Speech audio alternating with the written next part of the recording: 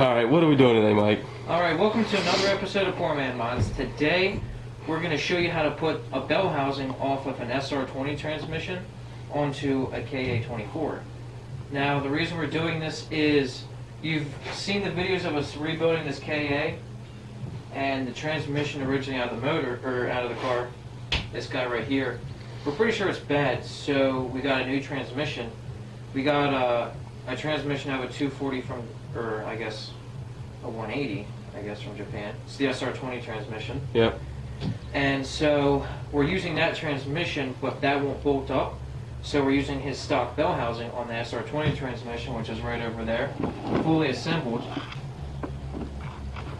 We didn't show you that because we weren't really sure what we were doing and even if we were doing it correctly, but we did it successfully, and we're going to show you how to put the SR20 bell housing on the KA. And you may want to do, the reason you may want to do this, say you have a 240 with an SR and you need a transmission and you don't want to get one from Japan, just find a transmission from a junkyard 240 here in the States and use your stock bell housing, and that's why you'd want to do this.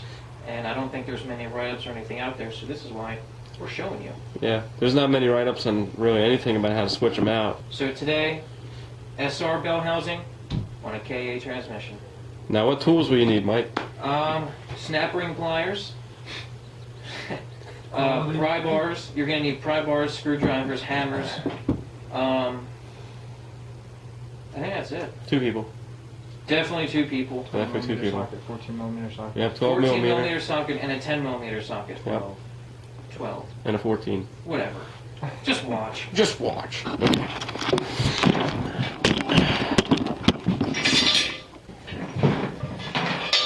To get the bell housings off, it was fairly simple. There's 8 bolts that hold the bell housing on both transmissions, and they're just from this side going up. And once they were loose, we took 2 snap rings out of here from the input shaft, and with a little effort you had to get it out, but we got it out, so it was fairly simple. So this is what it looks like completely apart from the bell housing.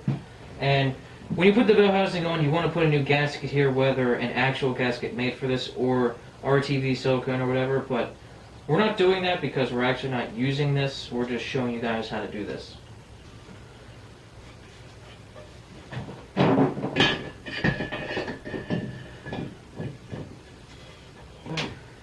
So it's kind of hard to push this down on the transmission, so what we're going to do is flip it over and force it down to make a good seal right here.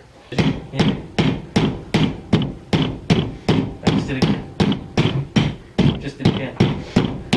It's on. Alright, so now it's together. Put the bolts in.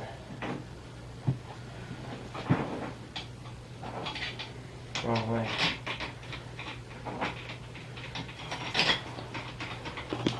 And anytime you're going to tighten bolts up, make sure you get them finger tight all the way down, or if they won't because there's RTV gasket on them, just get them down, and you want to just torque them down, opposite sides, like Eric did in the last video with the engine rebuild. But I said it wrong. But, live and learn. And here, to get this back apart, it's just these 8 bolts right here. And like we said, the 2 snap rings up top that we're about to put in, or I guess down bottom.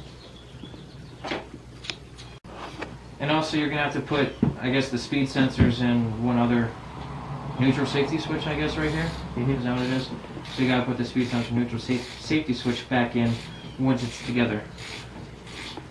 And they're the same threads and same sensor and everything. Everything is the same on these except for the bolt pattern on the bell housings. This is just a good tutorial because I know a lot of people like using the SR transmission. I, for one, didn't know that there was a difference in gear ratios, but there is actually a dramatic difference.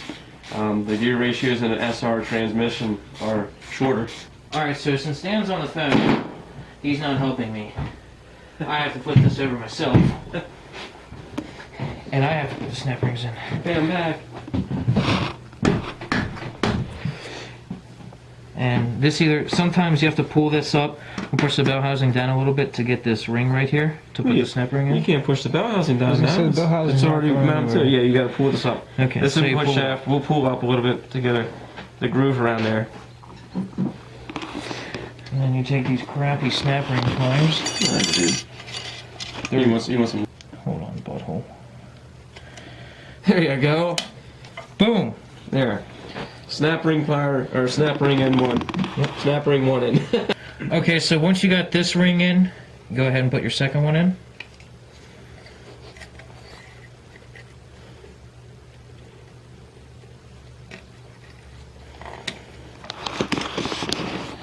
There it is. Now the cover goes on, right? Yep. Oh, before you put that on, you want to make sure this gasket is intact. As you can see right here, it is not. You either need to replace that or make your own gasket before you put this on, otherwise it will leak. So, pretend we put a gasket there. Yeah.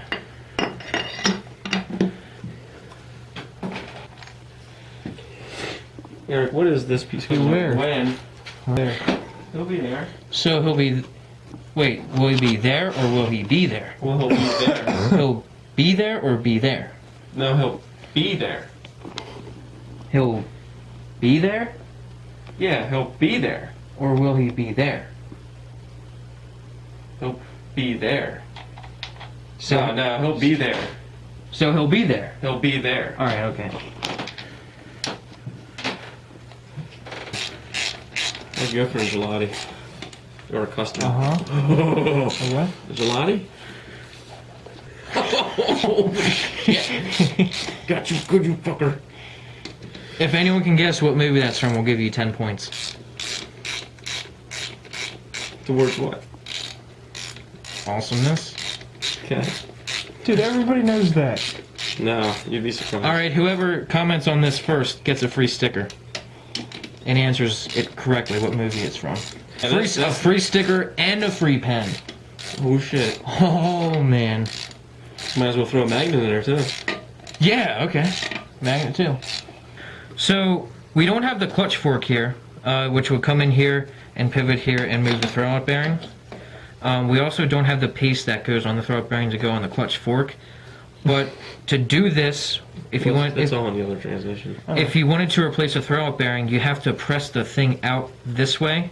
What I did, I got a screwdriver in here and pried it up, and then I hammered it out a little bit. You can do that.